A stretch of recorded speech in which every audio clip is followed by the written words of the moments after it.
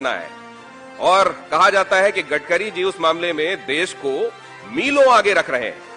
आइए इस महत्वपूर्ण सेशन में हिस्सा लेते हैं। निशान जी प्लीज। गडकरी जी, सबसे पहले तो बहुत बहुत शुक्रिया। ये हमारा ऑनर है कि हम अपने इस ग्लोबल समिट की शुरुआत आपसे कर रहे हैं। लेकिन उससे पहले अपने दर्शकों को और हमारे जितने भी यहां पर लोग हैं, आपको एक चीज बताना चाहेंगे। शायद एक चीज आपको पता ना हो, वो ये है कि आपके बगल में एक Guinness book of world record holder बैठे हुए हैं। जोरदार तालियों से आप इस चीज को एक्नॉलेज कर सकते हैं। कभी आपने सोचा था कि इस देश में जब बातें होती थी कि सड़कें कैसी होंगी, तो वहां पर इस देश में 5 दिन के अंदर 75 किलोमीटर सड़क बनाने का रिकॉर्ड इन्होंने बनाया है, अमरावती से अकोला। गडकरी जी, सबसे पहले तो एक चीज है, ये पूरी दुनिया में economic crisis, lockdown, labour movement चल रहा था।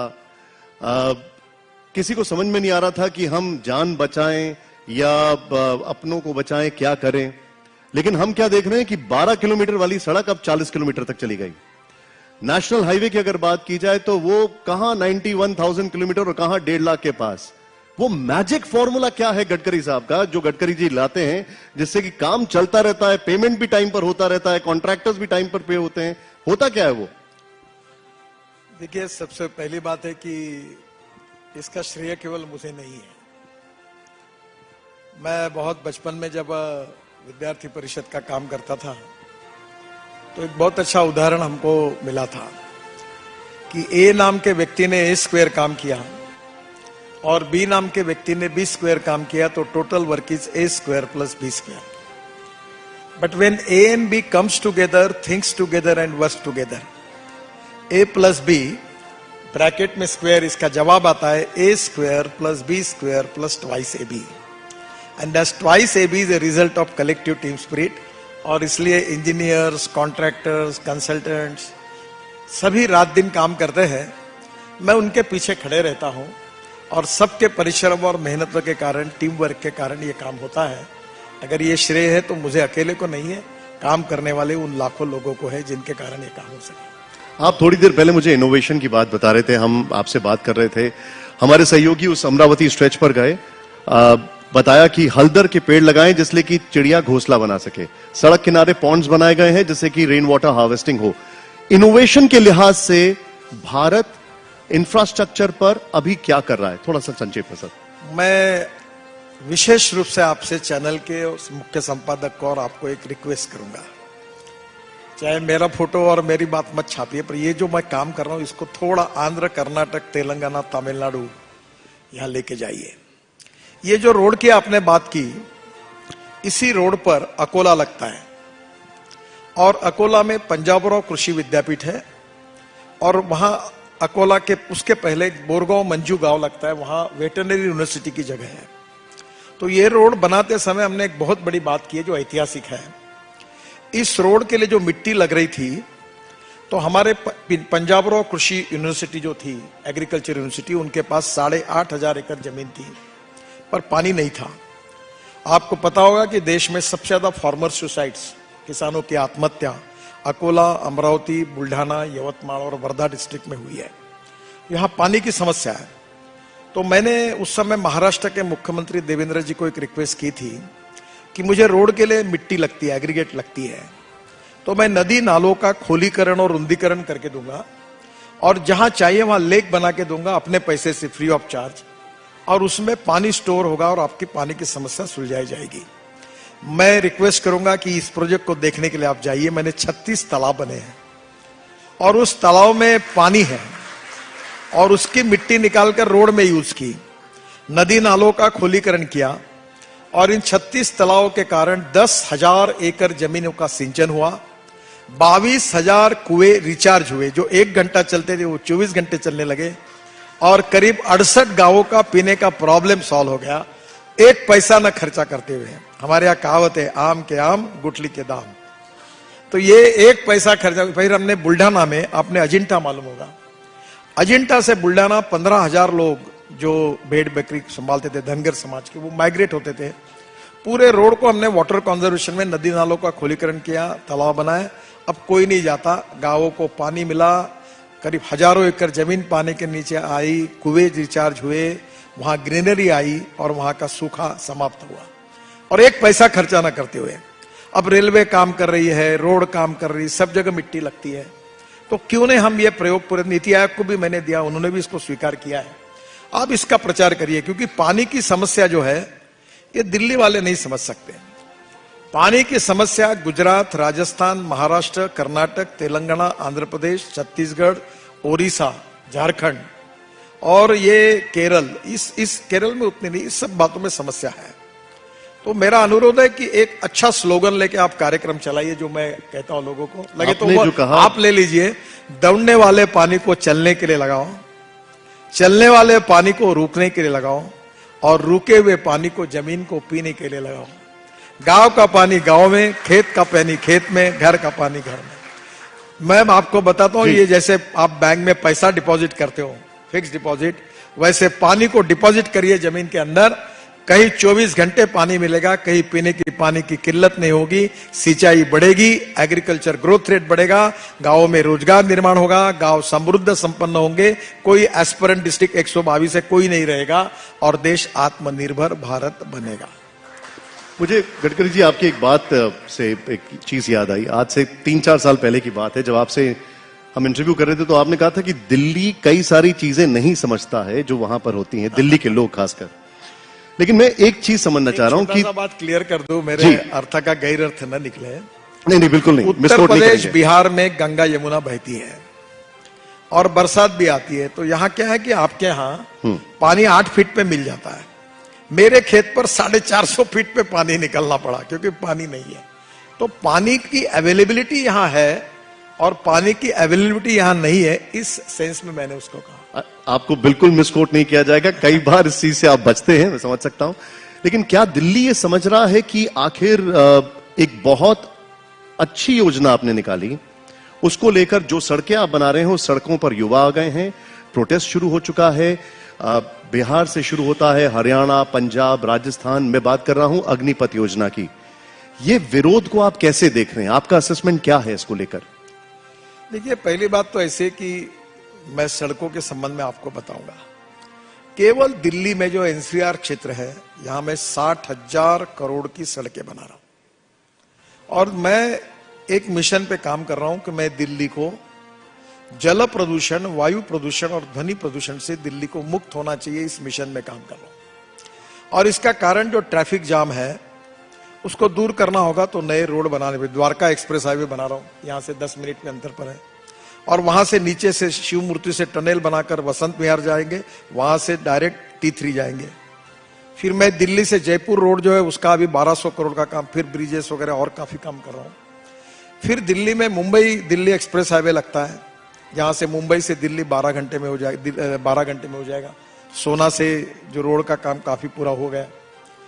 फिर दिल्ली से मैं आपको, सब दिल्ली वाले हैं, इनको विश्वास दिलाता हूं, इस साल दिसंबर एंड तक दिल्ली से चंडीगढ़ 2.5 घंटे में, दिल्ली से देहरादून 2 घंटे में, दिल्ली से हरिद्वार 2 घंटे में, दिल्ली से जयपुर 2 घंटे में, दिल्ली से अमृतसर 4 घंटे में, दिल्ली से कटरा 6 घंटे में, और दिल्ली से श्रीनगर 8 घंटे में।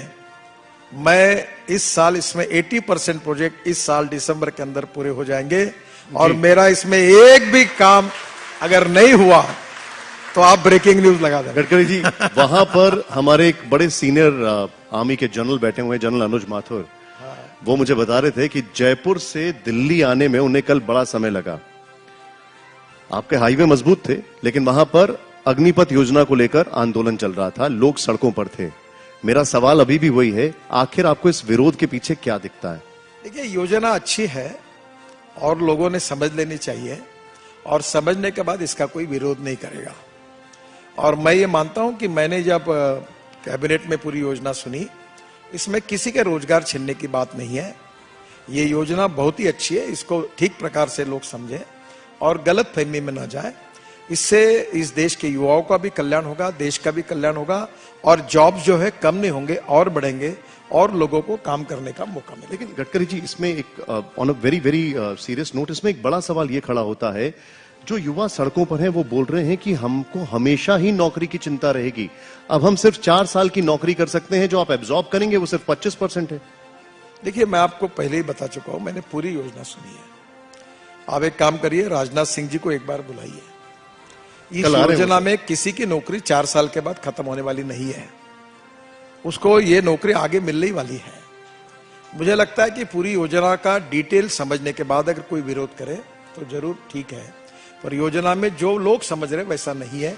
ये योजना रोजगार बढ़ाने वाली है और युवाओं का कल्याण करने वाली है, इतना ही मैं कहना चाहता हूं। ठीक है, इससे मैं, क्योंकि आपने बोला राजनाथ जी के लिए, इसलिए आपको बहुत ज्यादा स्ट्रेच नहीं करूंगा, लेकिन एक, क्योंकि आप इतने सीनियर पॉलिटिशियन हैं, चाहे वो सीए एनआरसी हो, चाहे वो किसानों को लेकर चीजें हों, या आपने जो कानून लेकर आए, चाहे वो ये वाली योजना हो, आप लोग बहुत अच्छे फैसले लेते हैं। ये बोलते हैं कि जनता को पहुंचाए जाए, उनको समझाए जाए, लेकिन वो चीजें परकुलेट नहीं कर पाती हैं। उसके पीछे वजह क्या है? जैसे ये आपने अच्छा फैसला लिया कि हम लोगों को एम्प्लॉयमेंट देंगे, लेकिन आंदोलन हो गया।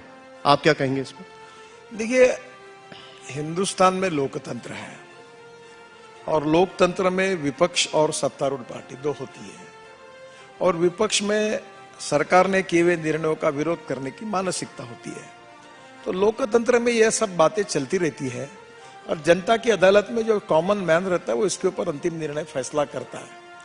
और आज तक हमारा अनुभव यह है कि मोदी जी के नेतृत्व में जनता ने हमारे नीतियों का स्वागत किया, हमारा समर्थन किया, और निश्चित रूप से हम गांव, गरीब, मजदूर, किसान का कल्याण करना चाहते हैं। हमने कोई निर्णय उनके विरोध में नहीं लिया है। किंबोना हमारी सरकार ने पिछले 50-60 साल में जितना गरीबों के लिए काम नहीं हुआ, उतना हमारे 7 साल में मोदी जी के नेतृत्व में हमारी सरकार ने अच्छा काम करके दिखाया है। और निश्चित रूप से आम जनता के मन में ये बात पहुंची है, इसीलिए चुनाव में जीत भी मिलती है, सफलता भी मिलती है और जन समर्थन भी होता है। ये लोकतंत्र का तकाजा होता है कि आंदोलन करने का अधिकार भी विपक्ष का होता है। तो कभी कभी कुछ गलतफहमी से जब कन्विंस नहीं हो सकता तो कंफ्यूज करो, इस बात से कभी कभी ऐसे आंदोलन खड़े होते हैं, पर जब वो समझ लेते हैं तो वो आपको इसके पीछे एक पॉलिटिकल हैंड ज्यादा दिखाई देता है?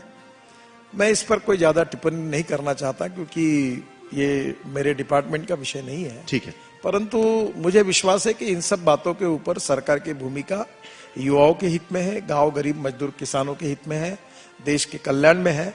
और हमारी सरकार हर समय समाज के सभी लोगों के हित को ध्यान में लेकर ही नीतियां बनाती है, और उसके परिणाम स्वरूप हमारे पार्टी को मोदी जी के नेतृत्व में लगातार अच्छी सफलता भी मिली है।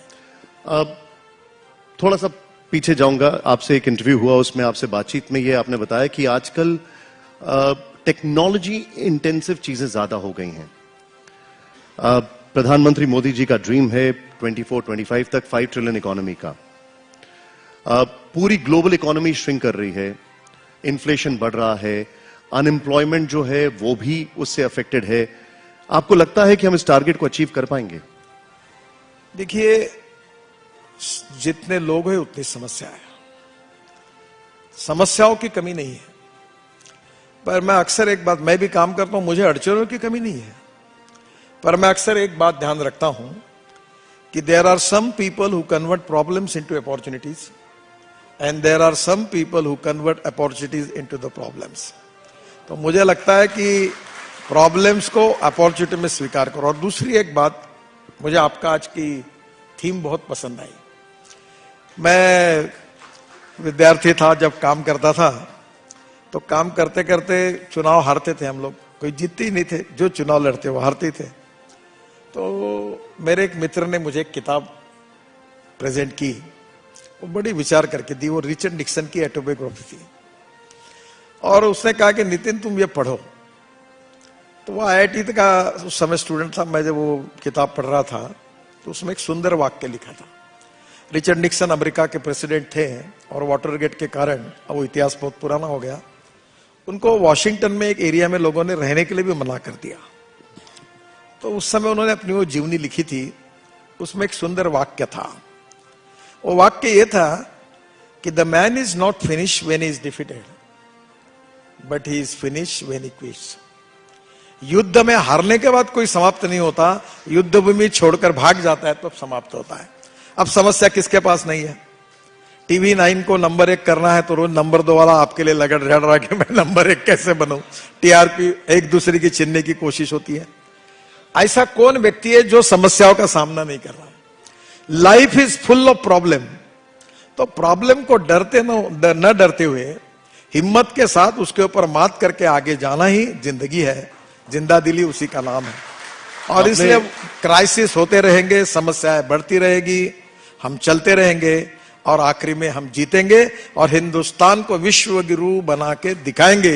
ये हमारी पॉजिटिव इच्छा शक्ति और विश्वास, ये महत्वपूर्ण है। आपने हमारे टॉपिक, एक बात और भूल गया जी जी, कि जैसे इतिहास, संस्कृति, विरासत, मूल्याधिष्ठित जीवन पद्धति, परिवार पद्धति, शिक्षा पद्धति, ये जैसी हमारी स्ट्रेंथ है, आयुर्वेद है, योग विज्ञान है, वैसे इसके साथ दो चीजों को भी आप आग्रह से जोड़ दो।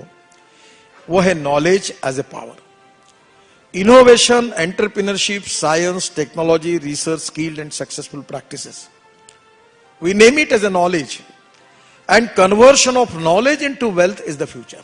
तो एक बात यह है कि हम टेक्नोलॉजी सेवी हो और नॉलेज के साथ आगे जाए। दूसरी थ्योरी जो मैं आपको बताऊंगा कि no one is waste, no material is waste, it is depending upon the appropriate leadership and appropriate vision that you can convert waste into wealth. तो ये दो बातों के आधार पर हमको देश को आगे ले जाना है और मेरा विश्वास है कि हिंदुस्तान एक तरफ सब इतिहास, संस्कृति, विरासत को लेकर आगे चल रहा है, जो हमारी विशेषता है। हम विश्वगुरु बन रहे हैं, लोग देख रहे हैं हमारी अध्यात्म को, हमारी स्पिरिचुअल विज्ञान को। और दूसरी ओर हम लोग इलेक्ट्रिक कार बनाएंगे, हम चंद्रयान पर चंद्रयान करेंगे, हम लोग सैटेलाइट छोड़ेंगे, हम लोग नई फ्यूल तैयार करेंगे। अभी वर्ल्ड में झगड़ा क्या है? तीनों बातों का है, फूड, फ्यूल एंड फर्टिलाइजर। अब हमको आत्मनिर्भर भारत बनना है तो हर चीज में जितना इंपोर्ट कर रहे हैं उतना देश में तैयार करेंगे। अभी सेमीकंडक्टर का शॉर्टेज है तो मैं वो इंटेल कंपनी के चेयरमैन, उनके साथ वैष्णव जी और मैं और राजीव चंद्रशेखर मुलाकात हुई तो मैंने उनको, जब ऑटोमोबाइल इंडस्ट्री का मेरे पास काम है, मैंने कहा ये 6.5 लाख की, ये 15 लाख करोड़ की 2024 तक होगी। पूरे दुनिया में हमारे देश से ऑटोमोबाइल पूरा एक्सपोर्ट होगा। इतने सेमीकंडक्टर लगेंगे, आप यहां एक्सपेंशन करो। तो जहां जहां शॉर्टेज है वो हम तैयार करेंगे, जो इंपोर्ट कर रहे हैं उसका विकल्प ढूंढेंगे और हम हमारा एक्सपोर्ट बढ़ाकर नए रोजगार निर्माण करेंगे, एग्रीकल्चर ग्रोथ रेट बढ़ाएंगे और इंडस्ट्रियल जीडीपी ग्रोथ रेट बढ़ाएंगे, रोजगार की निर्मित करेंगे और ज्ञान, विज्ञान, तंत्र विज्ञान के साथ, अध्यात्म, स्पिरिचुअल साइंस के साथ, मूल्याधिष्ठित जीवन पद्धति के साथ, हम दोनों के समन्वय के साथ विश्व गुरु बनेंगे। जो विवेकानंद जी की भविष्यवाणी थी, जो मैंने नहीं कहा था, उनने कहा था कि 18वीं सदी जो होगी वो मुगल सल्तनत की थी। 19वीं सदी जब आई तो सब तरफ यूनियन जैक अंग्रेजों का राज्य था। जब 20वीं सदी आई तो अमेरिका सुपर इकोनॉमिक पावर बनी और जब 21वीं सदी आएगी वो हिंदुस्तान की होगी और भारत की होगी। और मैं विश्वास के साथ कहता हूं कि निश्चित रूप से सुपर पावर आप बनने की बात कर रहे हैं। मैं आपसे एक चीज समझना चाहूंगा, इस सुपर पावर बनने में कई सारी अड़चने भी हैं। जैसे आपने थोड़ी बहुत देर पहले जिक्र किया, प्रधानमंत्री जी की एक और योजना है, एक और उनका बहुत बड़ा ड्रीम है नेट एमिशन, जीरो एमिशन को लेकर 2070 का टारगेट है। शिकागो जो पॉलिसी रिसर्च है एनर्जी, उन्होंने कहा कि दिल्ली में 10 साल उम्र कम हो रही है because of air pollution. Fuel second factor जो आपने जिक्र किया, हम इससे कैसे निपटेंगे? देखिए, ethics, economy, ecology and environment, और मैं इसी विषय जो मेरी आस्था का है, और सुप्रीम कोर्ट के चीफ जस्टिस ने मुझे बोला था कि आप, मैं अक्सर इस पे बोलता हूं, तो उन्होंने कहा था कि आप इस पर एक प्रेजेंटेशन तैयार करके हमें दो। तो मैंने वो तैयार किया हुआ प्रेजेंटेशन की कॉपी शायद मैंने दी है, तो मैं फिर से आपको दूंगा। मैं छोटी बात बताता हूं। प्रदूषण 3 प्रकार के, air pollution, water pollution, sound pollution. पहले आप एयर पोल्यूशन में जाए। दिल्ली के एयर पोल्यूशन में 40% कंट्रीब्यूशन है पेट्रोल डीजल का। अब हम इलेक्ट्रिक कार ला रहे, इलेक्ट्रिक स्कूटर ला रहे, इलेक्ट्रिक ऑटो रिक्शा ला रहे, इलेक्ट्रिक बस ला रहे। और आज आप मुझे बताते खुशी हो रही, इसी होटल में मैं जब आता था और बोलता था तो मुझे सवाल पूछते थे, फिर चार्जिंग कैसे होगा, फिर रास्ते में गाड़ी बंद होगी तो क्या होगा, फिर बैटरी कहां से आएगी, वो देश में बनती क्या। अब देश में विद्वानों की कमी नहीं है तो सवाल पूछने वाले बहुत थे। कब तक आपको लगता है कि अब आपको मैं बता रहा हूं, अब कार 4 व्हीलर के लिए वेटिंग लिस्ट है इलेक्ट्रिक, और मेरे घर पे चिट्ठी मांगने के लिए आते हैं कि आउट ऑफ टर्न मुझे गाड़ी देने के लिए आप पत्र दो। लेकिन सर वो उनका मैं खत्म कर दूं, मैं थोड़ा आपको हाँ, इसका समझूं। इलेक्ट्रिक फिर अभी पेट्रोल का, मैं 5 साल में पेट्रोल को इस देश में, ये मेरा इच्छा है, मैं हो पाऊंगा सक्सेस या नहीं बता पाऊंगा। मैंने क्या किया कि इथेनॉल तैयार हुआ अभी देश में, किसान तैयार कर रहा है, शुगर केन जूस, मोलाइसेस, BAB मोलाइसेस से इथेनॉल बनता है, फिर ब्रोकन राइस से बनता है।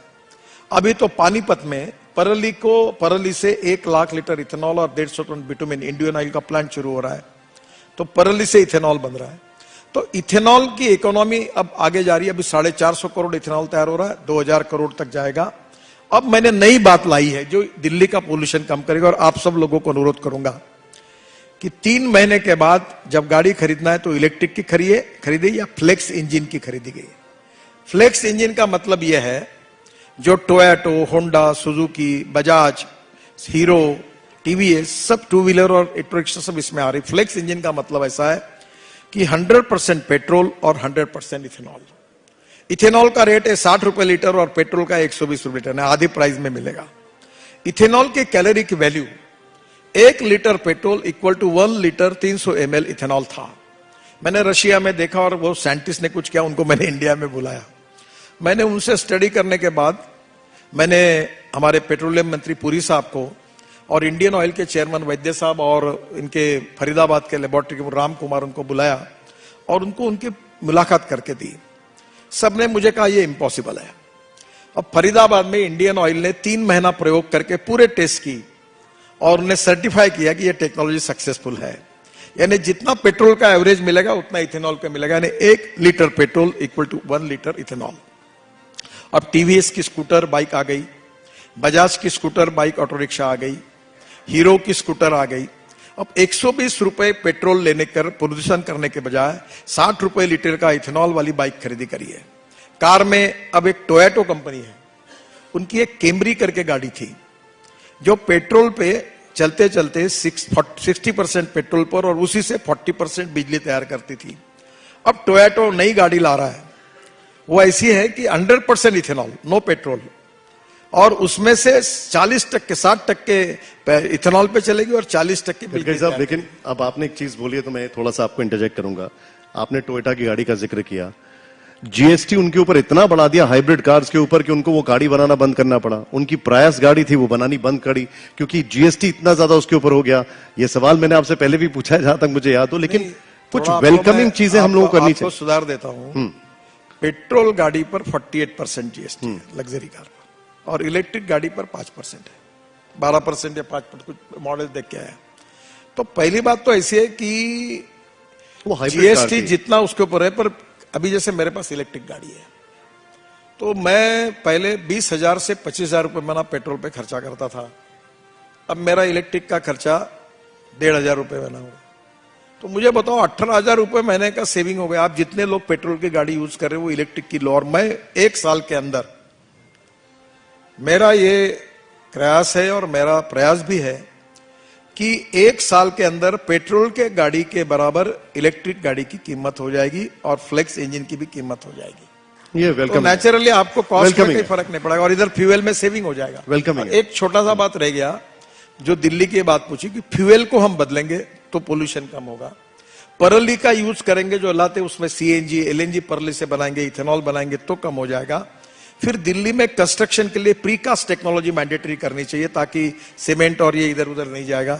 और दिल्ली में सबसे इंपॉर्टेंट चीज है कि हमने परली को जलना बंद किया और ये जो डीजल और पेट्रोल अगर कम हो गया और ग्रीन फ्यूल आ गई तो दिल्ली का प्रदूषण बिल्कुल कम हो जाएगा और दिल्ली प्रदूषण से मुक्ति होगी। इसके अलावा और भी बहुत सी बातें हैं जो उस प्रकार से प्रयास जल प्रदूषण के लिए, वायु प्रदूषण के लिए और ध्वनि प्रदूषण के लिए करना। अब एक छोटी बात बताता हूं, अभी एक रिसर्च हुआ है जी कि कुछ स्पेसीज ऐसी है कि जो आप लगाएंगे तो वो CO2 को एक्सप्लोर करते हैं।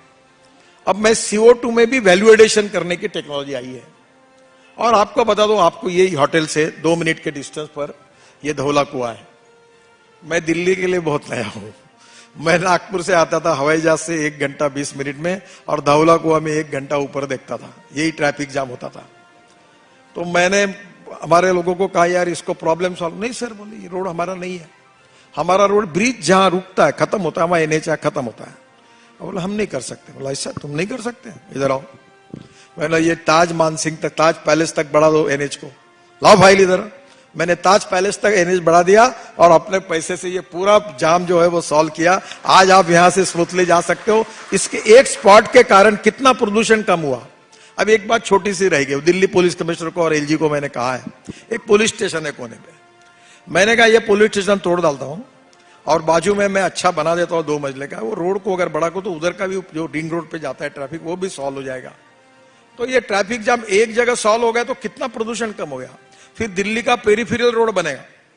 जैसे पंजाब, हरियाणा, उत्तराखंड, हिमाचल से ट्रैफिक दिल्ली के बीच में आता था, राजस्थान, महाराष्ट्र, गुजरात जाता था। अब पूरा पेरिफेरल रोड बनाया। अब वो क्या हुआ कि कोई दिल्ली से राजस्थान, कश्मीर से राजस्थान और कहीं से बाहर के बाहर चले जा रहे हैं।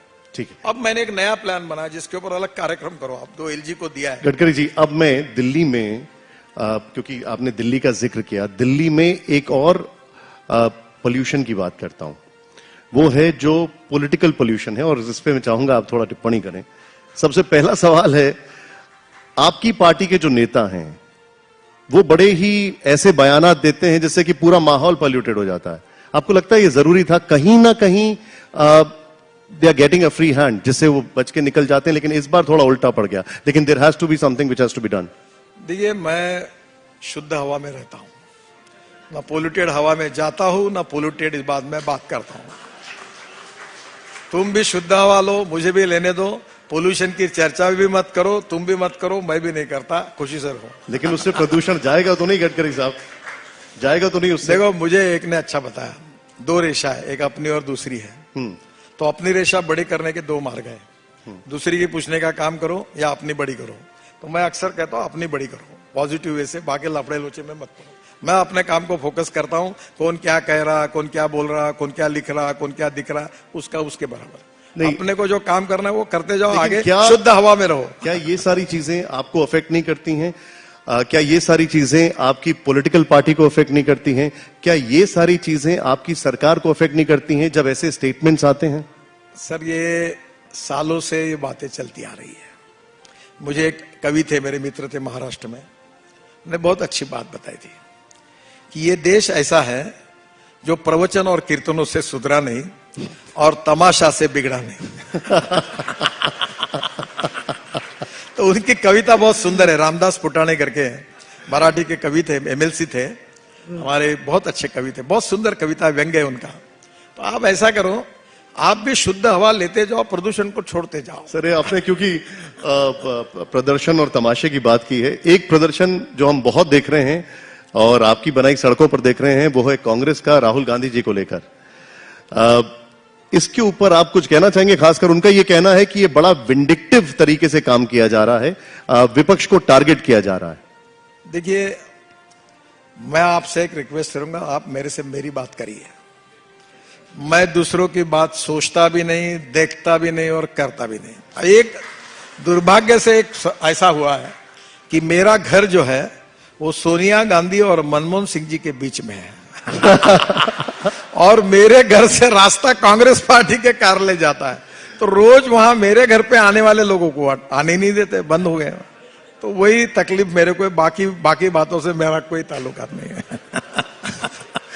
लेकिन जिस स्टेट से आपका ताल्लुक है, उस स्टेट की अगर मैं बात करूं, और आप उस परिवार के बहुत क्लोज हैं, मुझे याद है वो इंटरव्यू में फिर से रेफरेंस ले रहा हूं आपको, जब आपने बताया था मुझे कि किस तरीके से आपने दोनों भाइयों को क्लोज लाने की कोशिश की थी ऑन रिकॉर्ड, उद्धव ठाकरे और राज ठाकरे, लेकिन वो नहीं हो पाया। क्या ये समझा जाए कि शिवसेना, जो कि आपका सबसे पुराना अलाय था और आज आपका सबसे कहा जाए स्टॉन्च विरोधी हो गया है, उसके साथ हमेशा के लिए दरवाजे बंद हो गए? आजकल मैं महाराष्ट्र में ज्यादा जाता ही नहीं। और राष्ट्रीय राजनीति में हूं तो पहले मुंबई नागपुर से मुंबई ज्यादा जाता था, आजकल मेरा मुंबई जाना ही बंद हो गया है। तो मुझे ज्यादा राजनीति की वहां पता सर, लेकिन अभी तो आप मुझे अमरावती और अकोला के हाईवे का जिक्र कर रहे थे हमारे साथ। महाराष्ट्र तो वहां भी अभी गया नहीं। अभी मुझे वही एग्रीकल्चर यूनिवर्सिटी ने डिलीट दी है, तो डिलीट लेने के लिए शायद मैं अब पहली बार उधर जाने वाला हूं, तब वो रोड देखूंगा। आप दिल्ली में रहते हैं, दिल्ली में तो ट्रैवल करते हैं। मैं जानना चाहूंगा प्रेसिडेंशियल इलेक्शन को लेकर क्या आपको लगता है कि कोई कंसेंसस बन सकता है? क्या ऐसा लगता है आपको बन सकता है? देखिए, मैं आपको विश्वास के साथ ये बताना चाहता हूं कि जिस प्रकार से एनडीए की सरकार मोदी जी के नेतृत्व में लगातार विकास की ओर बढ़ रही है और जनता का जो समर्थन हासिल हुआ है, तो निश्चित रूप में सबका साथ, सबका विश्वास, सबका सहयोग और सबका प्रयास, ये हमारी भावना है। और राजनाथ जी और नड्डा जी कोशिश कर रहे हैं कि पूरे सब लोग मिलकर यूनानिमसली निर्णय हो और इसमें सफलता मिलाने के लिए राजनाथ जी और नड्डा जी कोशिश कर रहे हैं। मेरा विश्वास है कि इसमें निश्चित रूप से सफलता मिलने की संभावना है। यही मेरा कंसर्न था आपसे, क्योंकि अभी जो राजनीतिक कटुता है उसके बीच में ये एक ऐसी पोस्ट है, कम से कम इस पर तो सब लोग एक साथ आए। क्या आपको लगता है ऐसी पॉसिबिलिटी लगती है? वैसे ऐसा हो सकता है? प्रयास तो हो रहा है और हर प्रयास के समय मन पॉजिटिव रखना चाहिए। आरिफ खान साहब, उनका नाम सामने आ रहा है। क्या आपको लगता है कि वो एक चॉइस कैंडिडेट हो सकते हैं दोनों की तरफ से? इस पर कोई टिप्पणी करना उचित नहीं है। पार्लियामेंट्री बोर्ड, पार्टी, सबकी सहमति से इसका निर्णय होगा और वो निर्णय करने का अधिकार पार्टी अध्यक्ष, प्रधानमंत्री उनका है और सबसे विचार विमर्श करके उचित समय पर उसका निर्णय होगा। मैं आपके ही डिपार्टमेंट की तरफ आता हूं। आपने बहुत अच्छी एक प्रयास किया फास्ट टैग का, लेकिन अब आज हम पढ़ रहे हैं कि किसी की गलत गाड़ी पार्क होगी तो कोई दूसरा 500 रुपए का उसको इनाम मिलेगा अगर वो फोटो खींचता है। आपको लगता नहीं इससे थोड़ा सा खतरनाक मामला इनकरेज हो जाएगा? नहीं, आप गलत जोड़ रहे हो। तो मुझे करेक्ट कर दीजिए सर, प्लीज। हाँ। आपको मैंने दूसरी बात कही। मैं दिल्ली वालों से मेरी एक शिकायत है और यहाँ बैठे हुए लोगों से थोड़ा माफ करें मुझे। ये बड़े धनवान लोग हैं, बड़े बड़े घर बनाते हैं, मार्बल लगाते, ग्रेनाइट लगाते और गाड़ी का पार्किंग नहीं करते, गाड़ी रोड पर खड़े करते हैं। तो मेरे को ये बात का दुख है कि भाई तुम अगर इतनी बड़ी बिल्डिंग बनाते हो तो अंडरग्राउंड पार्किंग ही बनाओ 4 गाड़ियों के लिए। तुम्हारी मर्सिडीज, तुम्हारी बीएमडब्ल्यू रोड पर खड़ी, जैसा हमने इनके लिए पार्किंग बनाया, तो ये ठीक नहीं है। तो मैंने ये कहा था कि ये विषय स्टेट एक कॉन्करेंट लिस्ट में है, तो पूरा भारत सरकार भी कानून नहीं बना सकती, पर मैं स्टेट गवर्नमेंट से विचार विनिमय कर रहा हूं कि इस प्रकार से रोड का उपयोग पार्किंग के लिए जो कर रहे हैं उसमें ऐसा एक कानून बनाया कि कोई भी व्यक्ति फोटो निकाल ले और वो गाड़ी उस समय कहां खड़ी थी और अगर वो रोड पर खड़ी है तो उसको समझो 1000 रुपए का फाइन लगाया जाता है, तो 500 रुपए फोटो निकालने वाले को मिले और 500 रुपए सरकार को। तो इसके बहाने तो भी लोग कम से कम पार्किंग बनाएंगे और सुधार होगा, ये मैंने कहा नहीं। लेकिन पर ये राज्य सरकार को कन्विंस करके करना पड़ेगा क्योंकि कॉन्करेंट लिस्ट में है। नहीं, लेकिन आपको लगता है कि इससे अब सारे फोटो खींचने वाले ही ज्यादा इंकरेज हो जाएंगे? रोजगार, पार्किंग बनाने वाले काम पर थोड़ा जो कानून तोड़ रहे हैं उनको निश्चित रूप से अगर फाइन होगा तो सुधार होगा और जो बेचारे खाली घूम रहे उनको रोजगार नहीं, उनको 500 रुपए मिलेंगे, उनको काम मिल जाएगा। एक आपके पहले टर्म में आप के पास जहाजरानी मंत्रालय भी था। आपने एक बहुत अच्छा प्रयास किया था, वो था वाटर हार्बर्स का। अब वो मंत्रालय आपके पास नहीं है। आपको लगता है उस पर अभी भी काम चल रहा है? क्योंकि वो हम लोग सब लोग उसको देख रहे थे कि वो एक बड़ा अच्छा मंत्रालय है, एक बहुत अच्छी प्रयास है, बहुत अच्छी कोशिश है। देखिए, जलमार्ग ये देश की सबसे बड़ी आवश्यकता है। अगर रोड से जाने के लिए 10 रुपए खर्चा लगता है, रेलवे से जाने के लिए 6 रुपए लगता है, तो जलमार्ग से जाने के लिए 1 रुपया लगता है। और इसलिए हमारे देश की लॉजिस्टिक कॉस्ट 16% है, यूरोपियन कंट्री में 12% है, चाइना में 8% है और हमारी जो ज्यादा है उसको कम से कम 6% अगर कम करना है तो हाईवे बड़े बनाने पड़ेंगे, वाटरवेज बनाने पड़ेंगे। और मैं आपको खुशी के साथ बता रहा हूं कि मैंने वाराणसी से हल्दिया 1350 किलोमीटर जलमार्ग बनाया है। वो मेरे सामने मुझे बनाने का मौका मिला। वाराणसी, हल्दिया, साहिबगंज और गाजीपुर 4 जगह मल्टी मॉडल हब बना है। लगभग वो सब पूरे हुए हैं। 40 रिवर पोर्ट बने हैं। फिर उत्तर प्रदेश के उप मुख्यमंत्री केशव मौर्य जी के आग्रह पर मैंने इलाहाबाद प्रयागराज तक वाराणसी को जोड़ दिया है। फिर मैंने मेरी कल्पना थी कि पानीपत सोनीपत से, ये यमुना जो है निकलती है, पानीपत सोनीपत से जलमार्ग शुरू होगा, दिल्ली आएगा, दिल्ली से मथुरा, मथुरा से आगरा, आगरा से इटावा, इटावा से प्रयागराज होगा, तो पंजाब हरियाणा का माल direct south east Asia, Indonesia, Malaysia, China और नॉर्थ ईस्ट को जाएगा और इधर बहुत प्रगति होगी, एकदम फायदा होगा। अब उसमें मेरी ये भी कल्पना थी कि एमपीबीएस सी प्लेन ये दिल्ली से उड़ेगा और 15 मिनट में ताजमहल के पीछे उतरेगा, ताजमहल देखेंगे 1 घंटे में, फिर फिल्म में बैठेंगे, 15 मिनट में दिल्ली आएंगे और आधे घंटे में एयरपोर्ट पहुंच जाएंगे। तो मैंने इसके सैंक्शन लेकर रखे थे। ये प्रोजेक्ट को केवल वर्ल्ड बैंक को सबमिट करना था और मैंने दिल्ली के यमुना के पोल्यूशन के लिए 6000 करोड़ रुपए दिल्ली सरकार को उस समय नमामि गंगा में दिए थे। और दिल्ली के ये मथुरा के फ्रंट पर सिंगापुर में एक बहुत बड़ा रेक्लेमेट करके गार्डन बना है, वैसे 800 हेक्टेयर का वर्ल्ड का बड़ा गार्डन बनाने का भी प्लान दिल्ली के एलजी के साथ करके मैंने बनाया था, पर अब डिपार्टमेंट अब मेरे पास नहीं, उसका आगे क्या हुआ मुझे पता नहीं। एक और चीज जो हम आपसे समझना चाहेंगे, क्योंकि आप जिस सेक्टर को देखते हैं वहां पर पहले एम्प्लॉयमेंट बहुत अच्छा हुआ करता था, लेकिन टेक्नोलॉजी के साथ उसके अपने लिमिटेशंस हैं। हमारे सामने एक बहुत बड़ी चुनौती है पोस्ट कोरोना और अब जो क्राइसिस आ रही है अनएम्प्लॉयमेंट की, और खासकर उस लेबर की जो कि रूरल सेक्टर में है, उस लेबर की जो कि व्हाइट कॉलर है, इसको कैसे एड्रेस किया जाएगा? देखिए, अगर देश में रूरल और एग्रीकल्चर में बिहार और यूपी जैसे में अगर कम से कम 500 इथेनॉल के प्रोजेक्ट खुलेंगे तो किसानों को फायदा होगा और वहां लड़कों को रोजगार मिलेगा। नहीं, लेकिन सर वो एग्जीक्यूट हो पाएगा उस लेवल पर? देखिए, जैसे अभी आपने एक मंत्रालय का जिक्र किया, मैं आपको थोड़ा सा वो पास ऑन हो पाएगा कि नहीं हो पाएगा? इकोनॉमिक आंसर देता हूं। इस देश में 22 to 24% GDP contribution manufacturing sector से है, 52 से 56% सर्विस सेक्टर से है और 10 से 12% एग्रीकल्चर से है। अब अगर एग्रीकल्चर में वैल्यू एडिशन करके agro processing industries, pre cooling plant, cold storage, forest based industry, agro MSMEs खुलेंगी तो जो 122 एस्पिरेंट डिस्ट्रिक्ट्स हैं उसमें रोजगार निर्माण होगा, उसमें ग्रोथ रेट बढ़ेगा। और मेरा विश्वास है कि आने वाले समय में निश्चित रूप से हम एग्रीकल्चर, रूरल और ट्राइबल और फॉरेस्ट सेक्टर को हम बढ़ा रहे हैं। फिर हम टूरिज्म बढ़ा रहे हैं। जैसे टूरिज्म में 46% कैपिटल इन्वेस्टमेंट एम्प्लॉयमेंट खड़ी करती है। वैसे बद्रीनाथ, केदारनाथ, गंगोत्री, यमुनोत्री हम लोग ऑल सीजन रोड बना रहे हैं, तो लोग साल भर बद्रीनाथ जाएंगे तो रोजगार बढ़ेगा। अभी हम लोग मानस सरोवर का रोड बना रहे हैं। हम इधर विशेष रूप से बुद्ध सर्किट का रोड अभी लगभग 20,000 करोड़ का बना रहे हैं। फिर अयोध्या में 20,000 करोड़ के रोड बना रहे हैं। अब इसके सबके कारण महाराष्ट्र में देहू पंढरपुर, आळंदी पंढरपुर पालखी मार्ग बना रहे हैं।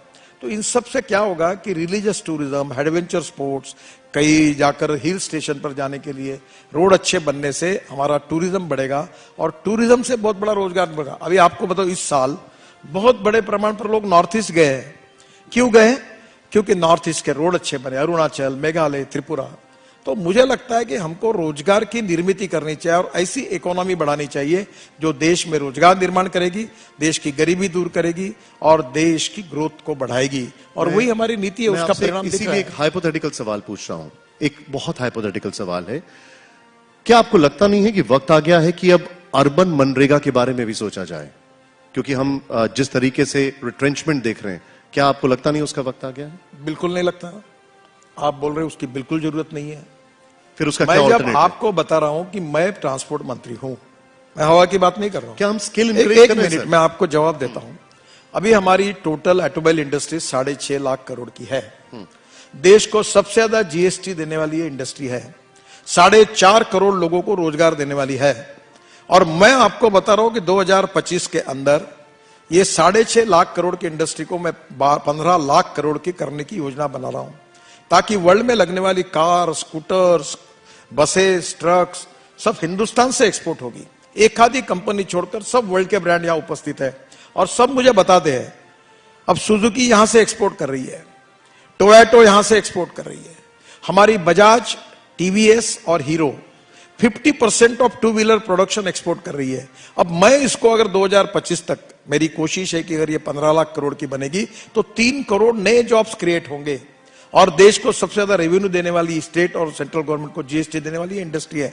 तो हम हमारे ऐसे नरेगा की बात आप करें उसके बजाय एग्रो बेस्ड इंडस्ट्री डेवलप करें, हम इंडस्ट्रियल ग्रोथ रेट बढ़ाएं, हम नए रोजगार का निर्माण करें, हमारा एक्सपोर्ट बढ़ाए, हमारी लॉजिस्टिक कॉस्ट कम करें, नई टेक्नोलॉजी को लाए, लिथियम आयन बैटरी के बजाय aluminium ion, zinc ion, sodium ion, अब एल्यूमिनियम प्लेट की टेक्नोलॉजी आई, ग्रीन हाइड्रोजन की टेक्नोलॉजी लाई।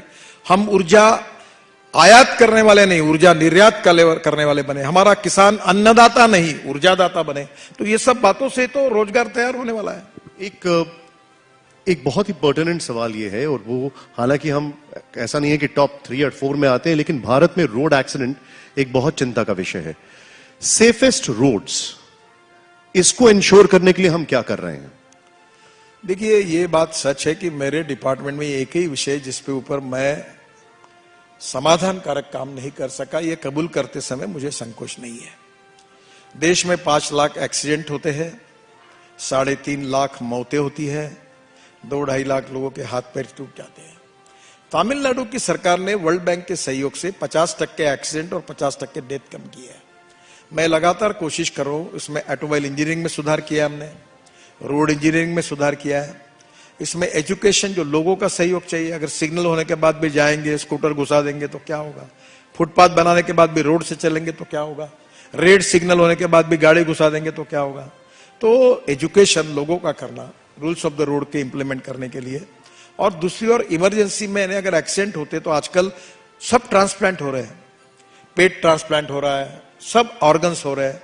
तो हमको आने वाले समय में मेडिकल हेल्थ सर्विसेज में भी सोचना होगा, और सब लोगों के सहयोग से हमको कम से कम 50% डेथ और 50% हमारे एक्सीडेंट्स को कम करने का टारगेट मैंने तय किया है।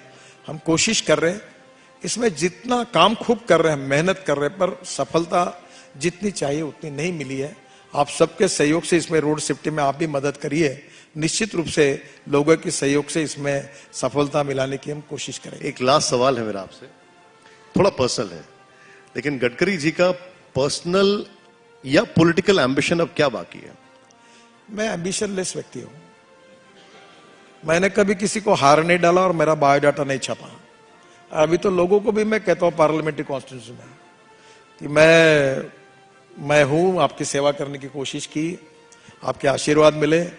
जब तक आपको अच्छा लगता है मुझे वोट दीजिए। सामाजिक काम करता हूं, 10% पॉलिटिक्स करता हूं। मैं handloom, handicraft, organic farming, ethanol, biofuel, अलग अलग प्रकार का। आप मेरा काम देखने के लिए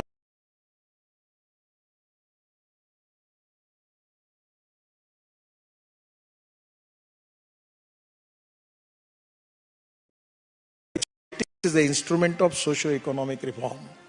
और मैं अपना घर परिवार सुरक्षित रखकर ईमानदारी से काम करके मैं देश के लिए कुछ करना चाहता हूं। जी, मैंने 50 लाख करोड़ रुपए के काम अभी तक 7 साल में अवार्ड किए हैं, और मैं आपके सामने नम्रतापूर्वक ये कह सकता हूं, छाती निकालकर, कि एक भी कॉन्ट्रैक्टर आपको ऐसा मिलेगा नहीं कि जिसको अपना कॉन्ट्रैक्ट लेने के लिए मेरे घर आना पड़ा। Time bound, quality conscious, result oriented and corruption free काम करने की हमने कोशिश की है। बहुत कुछ काम हुआ है, कुछ होना बाकी है। हम और मेहनत करेंगे, काम करते रहेंगे, देश के लिए काम करेंगे, गरीब के लिए काम करेंगे, और इस देश को, आपकी जो थीम है विश्व गुरु बनाने की, वो विश्व गुरु बनाने की एक छोटी सी जिम्मेदारी अपने ऊपर है समझकर रात दिन काम करने की कोशिश करेंगे। यही हमारा भाव है। मैं बस यही इन्फ्रेंस निकालूंगा कि जैसे शुरू किया था, मैं ये उम्मीद करता हूं कि आप गिनेस बुक के रिकॉर्ड तोड़ते हुए और सेवा करें और थोड़ा पॉलिटिकल और कमेंट करना शुरू करें। वो पार्ट हम आपका मिस कर रहे हैं पिछले कुछ सालों से। बहुत बहुत शुक्रिया गडकरी जी। आपको एक आखिरी में बात बताऊं, हाँ, प्लीज। आप थोड़ा इसको प्रोपोगेट करिए। What is the meaning of politics? राजकारण का अर्थ है समाज कारण, राष्ट्र कारण, विकास कारण। राजनीति का अर्थ है लोक नीति, धर्म नीति और समाज नीति। Politics is the instrument of socio economic reform. अब मीडिया में मैं आपसे अनुरोध करता हूं, ये क्या बोल रहा है, वो क्या बोल रहा है, इसने क्या कहा, उसको क्या कहा, दिन भर डमरू बजाते रहते हो, हम टीवी बंद कर देते हैं। सर लेकिन अब इसमें तो विरोध नीति भी आ गई है। देखो, आप एक बात करो, सत्ता कारण अलग है, समाज कारण अलग है। समाजकारण का नाम भी राजकारण है, राष्ट्रकारण का नाम भी राजकारण है, विकास कारण का भी नाम राजकारण है। आप केवल पावर पॉलिटिक्स की, सत्ता कारण की बात करते हो, आप समाजकारण की बात को प्रायोरिटी दो। देखो ये देश बदल जाएगा, समाज बदल जाएगा। बाकी तो है हर जगह पर भौंकने वाले रहते हैं, दौड़ने वाले रहते हैं, चलने वाले रहते हैं। जो अच्छा दिखता वो देखो, जो गांधी जी ने कहा, अच्छा सुनो, अच्छा देखो, अच्छा बोलो, बुरा होगा वो मत सुनो, आगे चलते जाओ। गडकरी जी बहुत बहुत शुक्रिया हमसे बातचीत करने के लिए। Thank you. Thank you very much.